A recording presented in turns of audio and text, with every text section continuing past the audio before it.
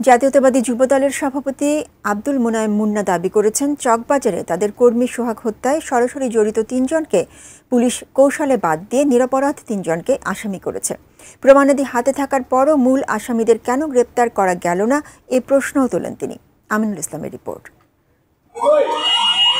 রাজধানীর মিটফোর্ড হাসপাতালের সামনে ভাঙারি ব্যবসায়ী লালচাঁদ সোহাগকে নৃশংসভাবে হত্যার ভিডিও দেখে সারা দেশে নিন্দা ও ক্ষোভের ঝড় ওঠে। এই হত্যায় যুবদলের কর্মীরা জড়িত বলে অভিযোগ ওঠার পর ৫ জনকে আজীবনের জন্য বহিষ্কার করে সংগঠনটি।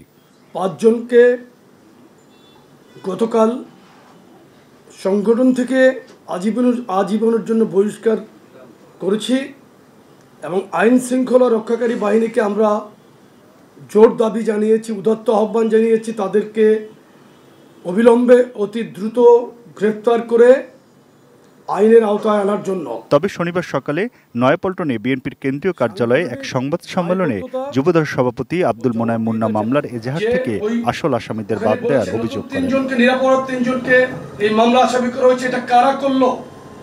পুলিশ বাহিনীকে আপনারা জিজ্ঞেস করেন, সংশ্লিষ্ট কর্মকর্তাকে জিজ্ঞেস করেন কারা করলো এটা, কাদেরকে বাদ দিয়ে কাদেরকে ঢুকানো হলো।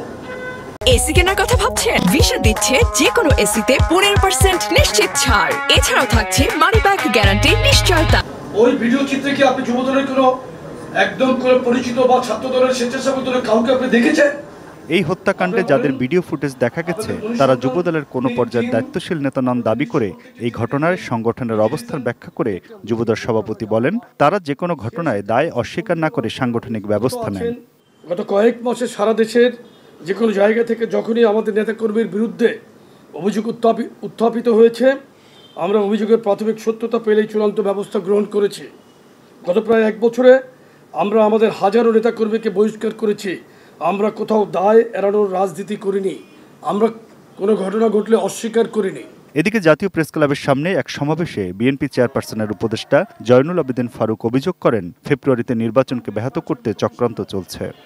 ডিসেম্বরের মধ্যে নির্বাচনের প্রস্তুতি নিতে বলে দিলেন, তখন এই হত্যাকাণ্ড। গতকালকে যাদেরকে গ্রেপ্তার করেছেন চাঁদাবাজি নয়,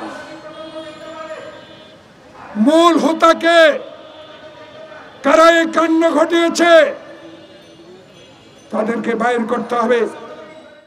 আমিনুল ইসলাম, এটিএন নিউজ, ঢাকা।